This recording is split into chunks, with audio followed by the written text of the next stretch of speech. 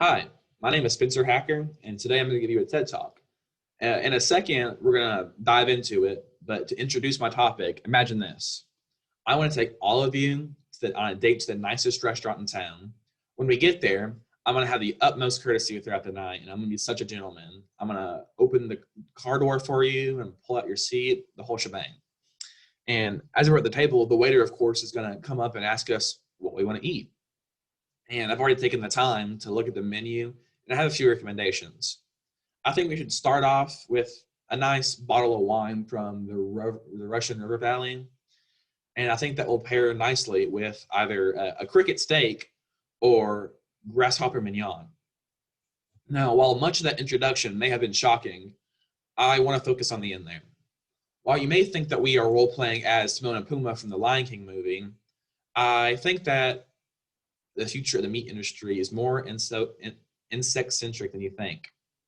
I believe firmly that introducing insects as a main substitute to fan favorite meats such as cow and pig is wildly beneficial and important. The word infectomology is important to this conversation. It means the practice by humans of eating insects. Simple enough. Insects prove a great source of protein as well as a reliable substitute for fan favorite meats such as beef, pork, and chicken. Additionally, insect farming is substantially healthier for the environment. Over the course of my talk, I'm going to touch on how the meat industry would benefit from the inclusion of bugs and how you can add them to your diet. First, however, I would like to dive into the history of the human consumption of bugs. Eating bugs, while seen as gross in Western culture, has important roots from our ancestors in traditional cultures. Before humans knew how to hunt or farm, insects were routine in Neanderthals' diet. Anthroarchaeologists studying in the area surrounding the Ozark Mountains in Missouri found the organic material of different bugs, such as ants, beetles, lice, ticks, and mites, in the fossilized dung of ancient humans. Additionally, there were numerous cave drawings of grasshoppers and crickets around the globe drawn next to woolly mammoths and other prey of ancient humans, suggesting that insects were as equal to large game in our ancestors' diets.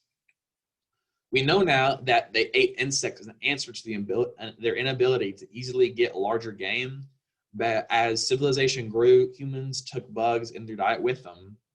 Later in humanity's timeline, various ethnic groups in Mexico, Asia, and India used insects as a cheap and widespread source of protein in their diets.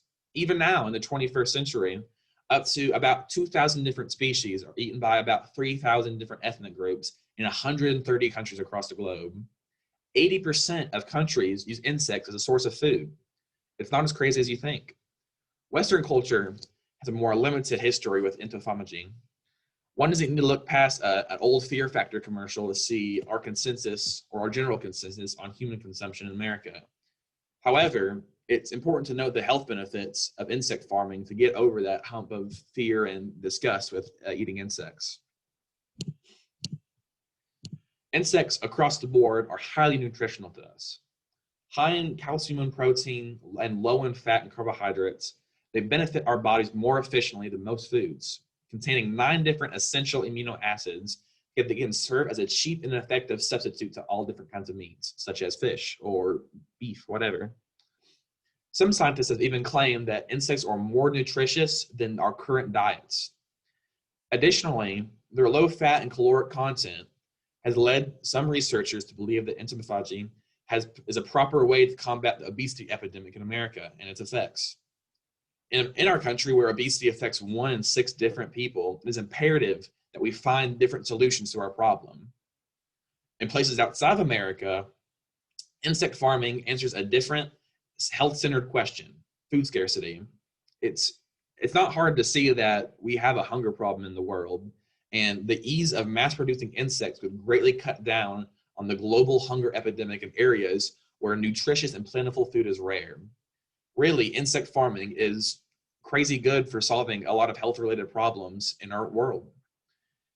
It's great for, I just said it's great for improving world health. It's also great for improving our environment. Its environmental benefits are notable for our impact in the future. It's no secret that America likes its meats. According to the USDA, the average American consumes about 220 pounds of chicken, beef, pork, turkey, fish, and different types of meat every year. It's yearly. For reference, you can't see me because I'm sitting down, but I'm a big dude. I weigh 225 pounds, so that's a lot of protein. While profitable and expansive, the current meat industry is destructive to our environment. The mass repeat of farming grain to feed livestock has worn down and destroyed time and time again the Midwestern topsoil year after year. Much of the animal is much of a farm animal is wasted in the market's need for profitable meat cuts. And believe it or not, the flatulence of many, many different animals, like many, by many, I mean, so the expansive market has the many animals has a significant harm on the ozone layer. How do we fix these problems? Well, the introduction of insects as a primary animal in the business would decrease the environmental strain of the meat industry. Insects have a 1-to-1 feed to growth ratio. This is insanely beneficial to the environment and the meat corporations, as chickens have a 2-to-1 feed to growth ratio and cattle have the 5-to-1. These are big numbers, or not big numbers, but effective ratios. Additionally, insects take up much less space to farm when compared to other leading domesticated animals. And it goes without saying that crickets and different bugs have a much smaller farts than cows, meaning less impact on our atmosphere in the long run. As the brutal effects of climate change start to appear out on our horizons, it is imperative that we exhaust all opportunities to combat it. So what can you do? Well, if you're interested on joining the insect wave early, there are a few different things you can do. While I can assume that your hometown's insect market is most likely non-existent, you can find companies online that sell their own products. You can order it and it can be on your doorstep in 2 days. It's crazy. And now, if you are interested in joining this wave, you don't have to go about and eat a bowl of crickets as your first meal. Studies have shown that many families who have introduced insects into their diet start small, adding just a few bugs as toppings onto their family recipes just to try it out and see if they're interested in it.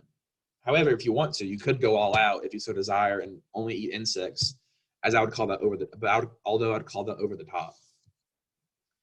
Additionally, if you're really, really into this idea, you can invest in companies that you see beneficial. The future of the insect industry is massive. Numbers have shown that in the stock market, the stocks will rise by 47% by 2026. However, if you aren't interested, I understand, because insects are gross. I hope that this speech was at the least informative and at the most persuading. Thank you for your time, and goodbye.